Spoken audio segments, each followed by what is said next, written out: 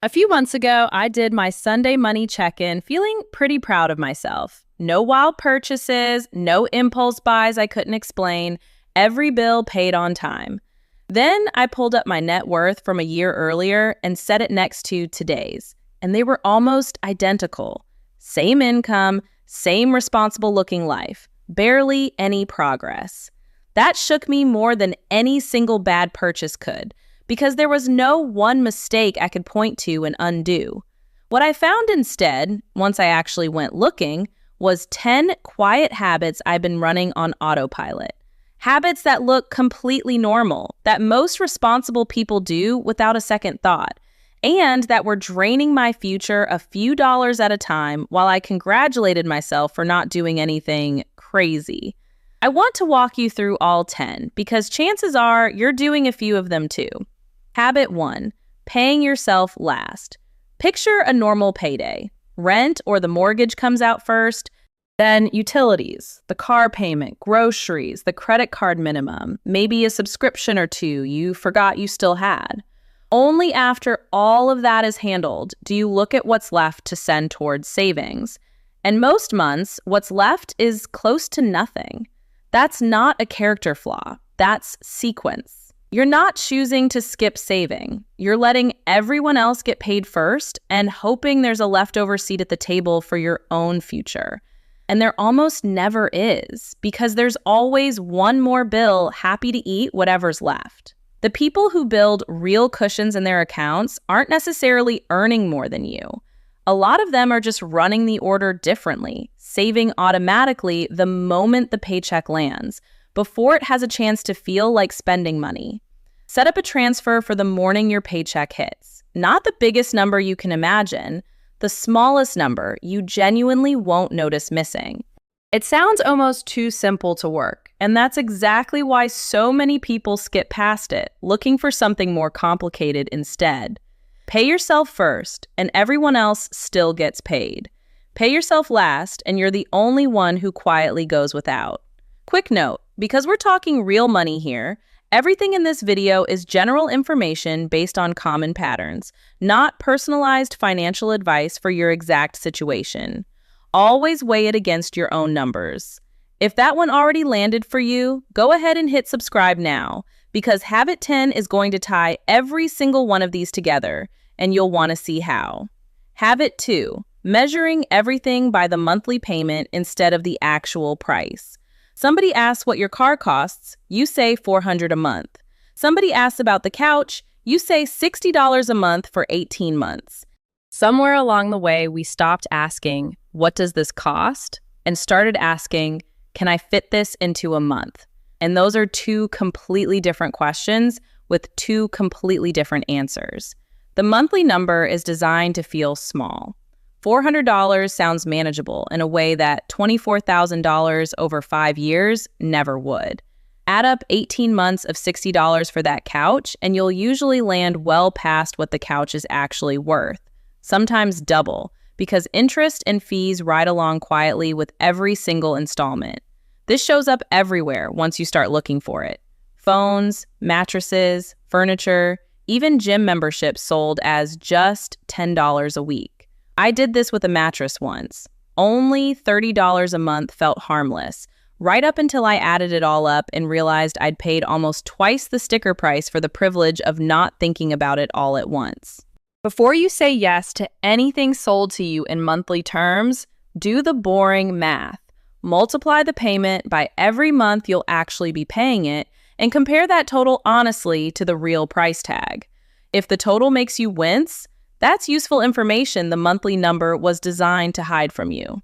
Habit 3, letting your spending rise every single time your income does. The raise finally comes through. You've earned it, so you upgrade. A nicer apartment, a newer car, dinners out that used to be occasional and now just quietly happen every week. None of it feels reckless in the moment. 6 months later, you're making more money than you ever have, and somehow you feel exactly as stretched as before. Nothing broke, nothing went wrong. Your spending just rose to meet your income, dollar for dollar, the same way water always finds its level. The floor under your lifestyle went up, and going back under that floor now feels less like a choice and more like failure. Here's the fix, and it's not never enjoy your raise. It's give the money a job before it gives itself one. The next time your income goes up, decide in advance where half of that increase goes before you ever see it sitting in checking. Savings, investing, debt payoff, whatever your actual goal is right now. Let yourself genuinely enjoy the other half, guilt-free. That way, the raise upgrades your future and your Friday night, instead of only your Friday night. Habit 4, keeping no buffer, so every ordinary surprise turns into debt.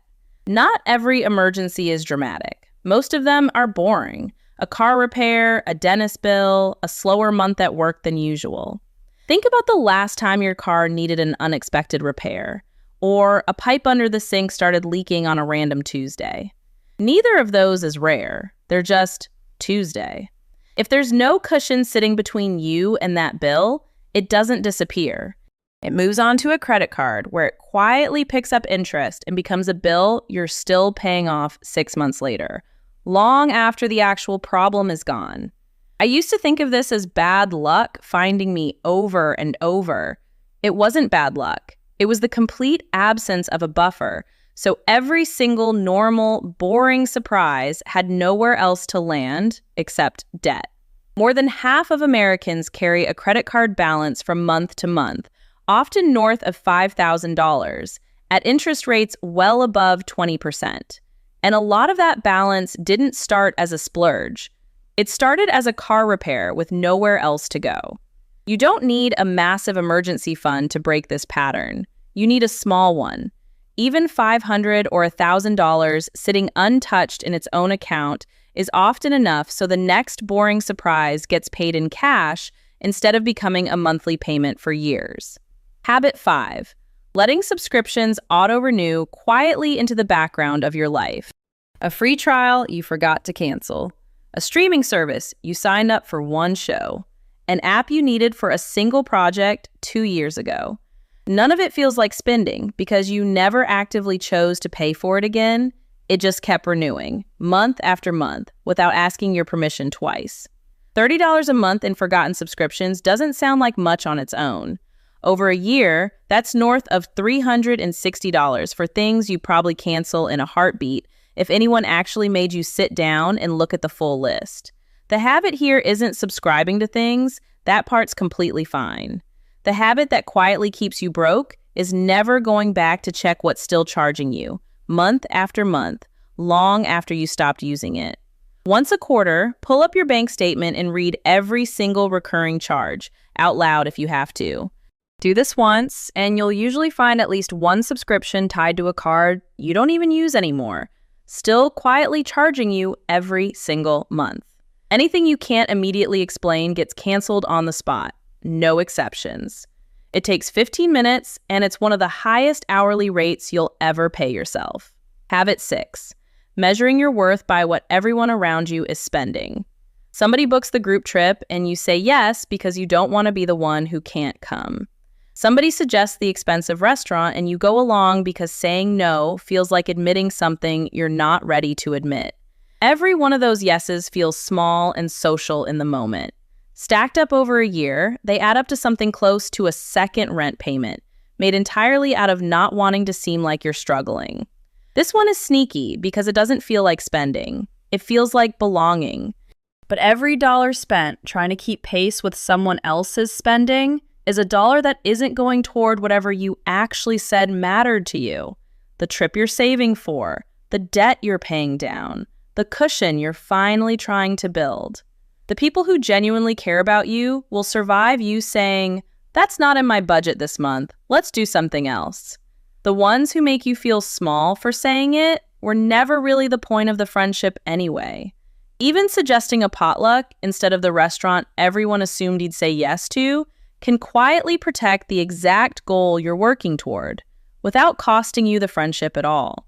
Practice the sentence before you actually need it. It gets a little easier every single time you say it out loud. I'd love to know which one of these you just felt a little called out by. Drop the number in the comments. I read every single one, and it genuinely shapes what I cover next. Habit 7, never actually checking the real numbers. Ask most people what they spend on food in an average month and you'll get a guess. Ask about subscriptions and there's a pause. Ask for the full picture, everything coming in, everything going out, and the subject usually changes pretty fast. Not tracking anything doesn't mean you're spending less. It just means you've lost the ability to see it clearly, which is a very different thing with very different consequences. I avoided my own numbers for years because I was scared of what I'd find, and it turns out the fear itself was worse than the actual spreadsheet ever was. The number on that spreadsheet is never actually the enemy. The not knowing is the enemy, and it's a much more expensive one. The fix doesn't require an elaborate system or a fancy app. Track everything for a single month. Every coffee, every delivery order, it's only $5 you dismissed without a second thought. And let the picture be uncomfortable if it needs to be. You genuinely can't fix a leak you've never once looked at directly. Habit 8, financing things that lose value the moment you own them. A car loses a real chunk of its worth the second you drive it off the lot. Furniture, electronics, most of what ends up on a store credit card. None of it is worth more next year than it is today. But we finance these things the same casual way we'd finance a house or an education, stretching payments plus interest across years on something that's quietly worth less every single one of those years you're still paying for it. Stretch that car loan out to 7 years instead of paying it down fast, and by the time it's finally yours, you've often paid more in interest than the car itself was worth by year 3. This doesn't mean never finance anything ever again. It means asking one honest question before you sign anything. Is this thing gaining value while I pay for it, or losing value while I pay for it? If it's losing value, the goal should be paying cash, or paying it off as fast as you possibly can, not stretching it out for years just to make the monthly number feel smaller. Habit 9, treating yourself as a reflex instead of an actual choice. Hard day at work? You deserve something. Made it through a rough week? You deserve something. Anything even mildly stressful becomes an automatic reason to spend. A delivery order, a little online cart, something that shows up on your porch 2 days later that you'd honestly have forgotten ordering.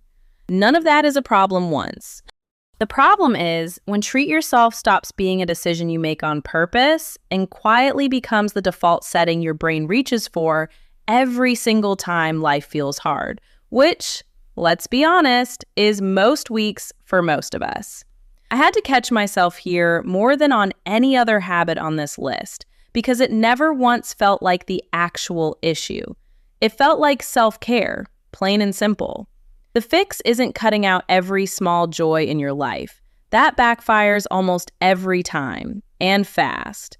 It's making the treat something you actually decide on ahead of time instead of something your thumb does for you at 11 at night without asking. Track it for even 1 week, and you'll usually be shocked at how many of those small treats were actually just stress wearing a shopping cart.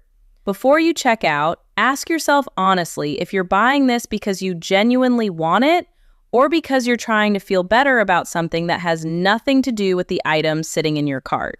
And habit number 10, the one that quietly ties every single one of these back together. Waiting to start saving or investing until you earn more. You'll start budgeting once the raise comes through. You'll start investing once you have real money. You'll get serious about all of this once things finally settle down. Here's what waiting actually costs in real numbers. Someone who invests $200 a month starting at 25 ends up with roughly $600,000 by 65, assuming an average market return. Someone who waits 10 extra years and starts that exact same $200 a month at 35 ends up with less than half of that. Same habit, same monthly amount, dollar for dollar. 10 years of waiting cut the outcome by more than half because compound growth needs time far more than it needs a big number to start with. It isn't glamorous and it isn't fast in year 1 or even year 5. It's boring for a long time before it suddenly isn't. And the only way to be there when it finally isn't is to already be in it. The skills that actually build wealth, saving consistently, checking your numbers, saying no sometimes, giving a raise a job before it spends itself, don't magically appear the day a bigger paycheck shows up. They get built now, on whatever you already have in front of you. Or honestly, they don't get built at all. You don't need to wait for more money. You need to start with what's already in your account this week. Even $50 a month into a simple, boring investment account. Because the habit matters so much more than the amount. And time is the one ingredient in this whole equation that you can never buy back later. Here's what I want you to notice about all 10 of these, standing back from the list. Not one of them is a single, big, dramatic mistake. There's no one moment you can point to and say, that's what broke me. It's paying yourself last and thinking in monthly payments instead of real prices. And letting a raise quietly disappear into a slightly nicer life. And never checking the numbers closely enough to notice any of it actually happening. Each one on its own barely registers. You'd never build a whole video around just one of them. But stacked together, quietly, for years, they're the entire difference between two people earning the exact same paycheck ending up in two completely different places a decade from now. None of these 10 require a windfall, a raise, or some dramatic overhaul of your entire life. They require noticing, one at a time, which of these you're quietly running on autopilot, and choosing on purpose to run it differently starting with your very next paycheck. And that's honestly the good news hiding inside all of this.